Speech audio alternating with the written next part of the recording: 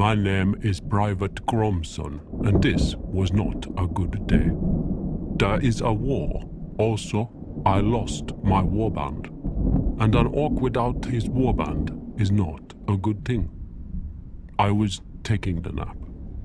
There is hard work being an orc in His Majesty's army. And when I woke up, they were all gone. Even the chief captain. And now there is thunder and a mist and ominous music.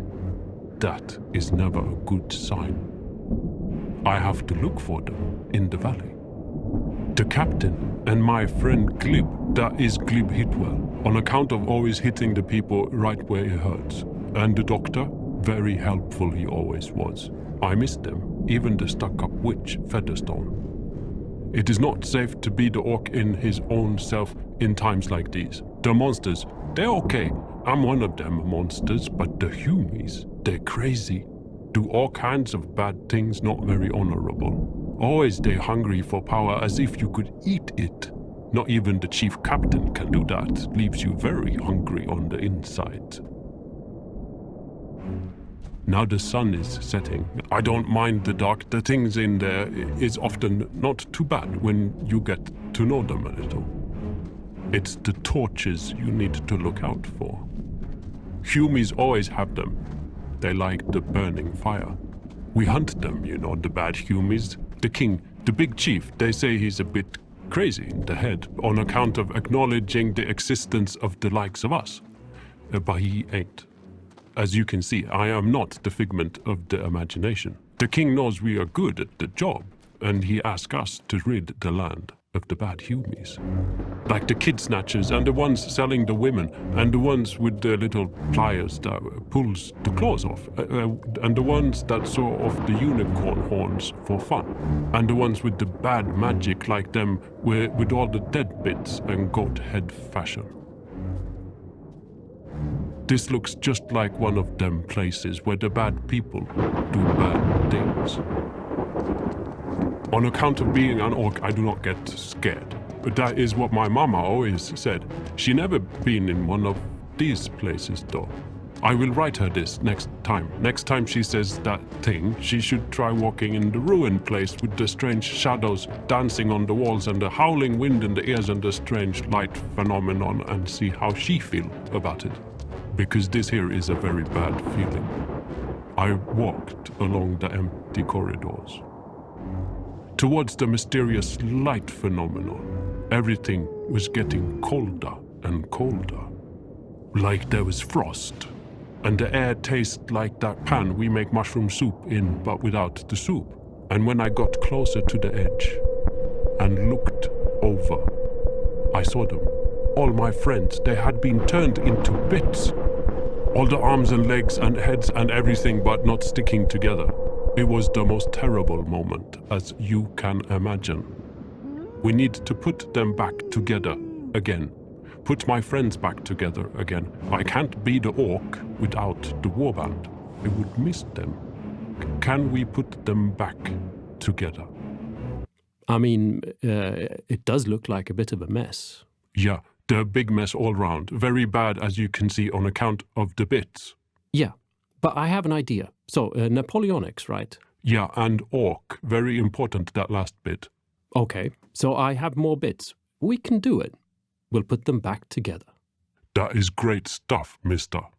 So I have Minutemen. It's very Napoleonic looking. They got nice hats too. Yeah. Also this classic fantasy guards kit. It's got very nice bits and made by the same company as the Napoleonic stuff, so it should fit together nicely. They make warbands in bits at companies now? That is not how my mama said I got made. There was my dad.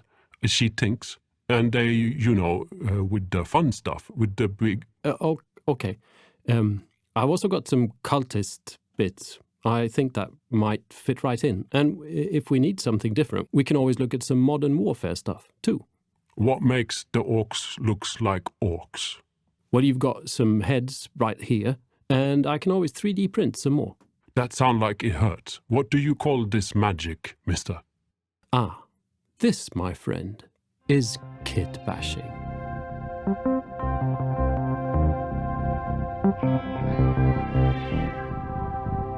Kitbashing is one of the higher arts. Like some god, you can create what was not there before. The unique, the unconventional, the missing, the needed. Yet it doesn't require much. Miniatures, pliers, snap blade knife, glue for the worst case scenarios, some epoxy putty. Stepping aside from the apparent track that, like we can create miniatures we want but that might not be provided, like Space Marines with female heads or Napoleonic orcs. But we can also create miniatures with the personality we're specifically after, and with the gear it really needs. So here is an example. This is Captain Winston Crumphard St. John, or as Private Gromson put it, the boss captain, the leader of this clandestine band of orcs, on secret mission issued by the King of England to rid the war-torn lands of the filth that war leaves behind, and to protect the innocent alternative races. Creating a character in Silver Bayonet that I've turned on its heel so that we now have monsters hunting humans rather than the other way around, includes creating a captain with individual traits and loadout, a little like creating a D&D character. For Winston, I chose a breastplate, a blunderbuss, a torch, pistol, holy symbol, and a shot bag for the gunpowder. And I just try and find these bits so that I can put together a miniature that matches the loadout. The torso with the chest plate and cape is from the Fantasy Guards kit, the legs and hat from the Minutemen. There's a torch from the Guards kit. The blunderbuss is a cut-off musket that I glued a piece of First World War German gas mask to the end. A little shot bag from a Russian World War II kit, a pistol in a holster from some World War I kit, and the holy symbol is a skull hanging from a rope that I found on an Age of Sigmar Hobgrot standard. The heads are 3D printed because I just like the look of these heads. Now that is just like I remember him. It's a good thing to have the captain back. Yeah, but let's make one more in detail. This is the flamboyant occultist, like a mage or witch. Private Gromson told me she was a bit posh and a bit flamboyant.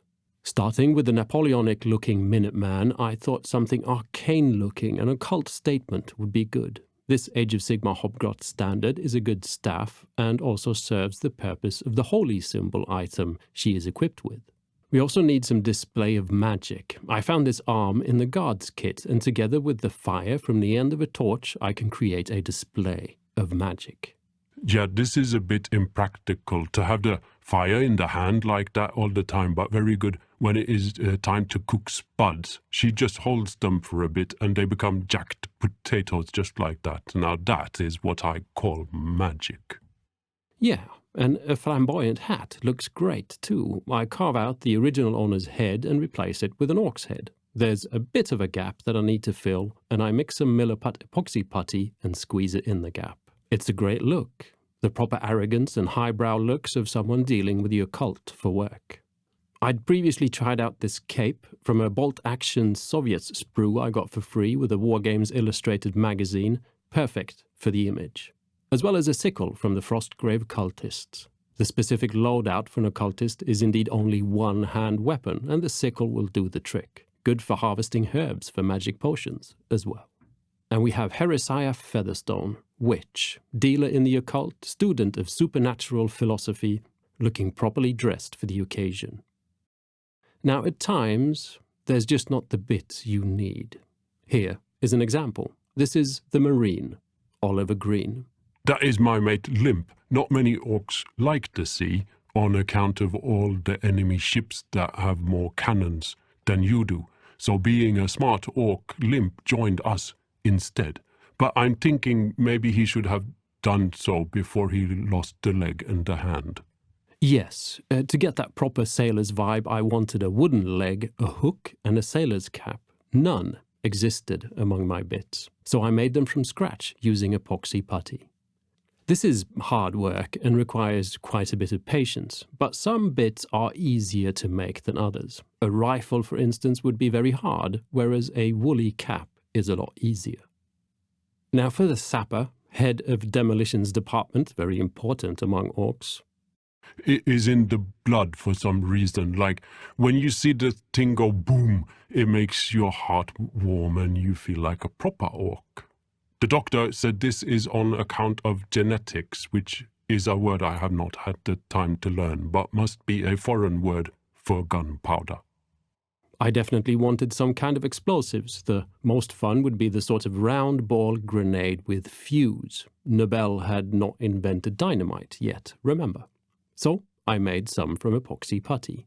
But then, how do you get these onto the figure? Some kind of bag solution. I grabbed a suitable sized bag, cut off the lid, cut out some of the plastic and glued in the bombs in its place. Mixing up some more epoxy putty, I'm using green stuff and milliput mixed. I then added on a new side for the bag on top of the bombs. Once the bag looked nicely shaped, I glued on the previously removed lid, sort of the wrong way around as an open flap of the bag. And we have a decent, but more importantly, fun little bit that can go on the sapper. This time I have more of a medieval-looking body from the guards kit. Sappers during the era often wore more sturdy, workmanlike attire, I believe. I thought a Molotov cocktail from the Soviet sprue again would improve the explosive nature of the sapper orc. And as a two-handed heavy weapon we have a chain and a hook. A hard hat. I sure would want one if I was dealing with construction and demolition. Gives a sturdy sapper look. And then a nice backpack with the musket hanging off it, as well as a rope, because a rope is probably always needed.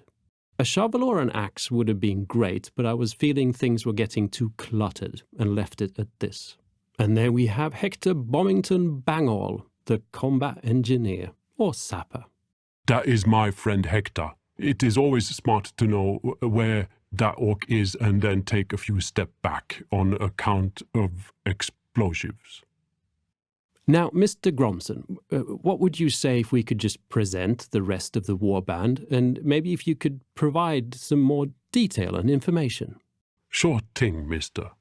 So, the next one is my friend Glib, Glib Hitwell. He did not know his mum and dad on account of being an orphan, but he was the best kid at flinging rocks, catching the rats and that right between their eyes, down in the rookeries in London, where he used to live on account of being an orphan. When that orc grew up, he changed the rocks for that rifle and he still hit them right between the eyes.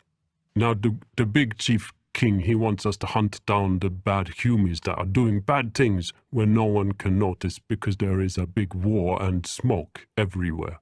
And they be killing all the good monsters and the fairy folk. And the king is one of them conservationists.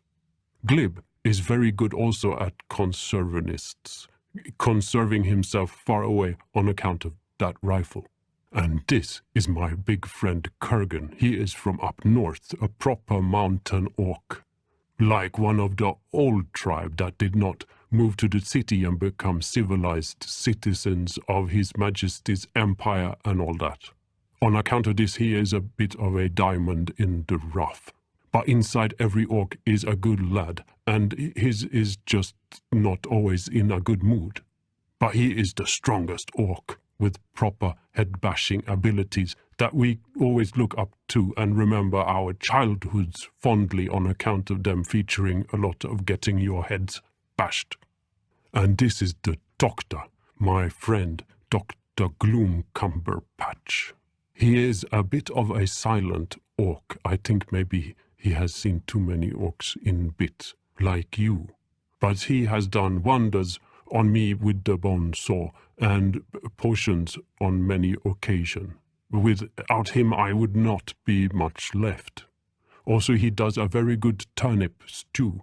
It is on account of Dr. Cumberpatch that we don't eat meat. He says you never know where the humie's been, and so why do you want to put it in your mouth? And now it has become the sign of the orc of the time to do this. Kurgan is not very happy about being an orc of the time, but he has not been very happy to start with, so that's okay. And then finally there is me, Gromson. I joined the army, and then the captain picked me to be in this squad of humie hunters on account of that I was very accustomed to the life in the army, with all the dead bits flying around and then the marching on empty stomachs, and then possibly both things at the same time. But it is good helping the king preserve the different races of monsters and dimensionally challenged. He and the captain say we are the protectors of fantasy, and that is all fine. Mostly I want my friend and my mom to be okay, and we are helping with all that. Now this is great, you got them all back. We should probably go and find the bad humid that took the warband apart in that castle on the hill. They should learn a little bit about civility, and if that doesn't work, we can always tell Kurgan to take them into little bits so the wildlife gets something to eat. But mister, Yes, you did forget something. I did.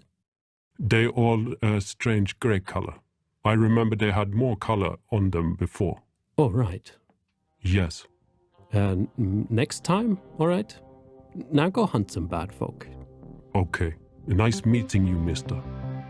And for you who is watching and is a smart orc, press the button that says like and the other button that says subscribe. Then go to the Patreon and press the button that says give good mister money. Thank you.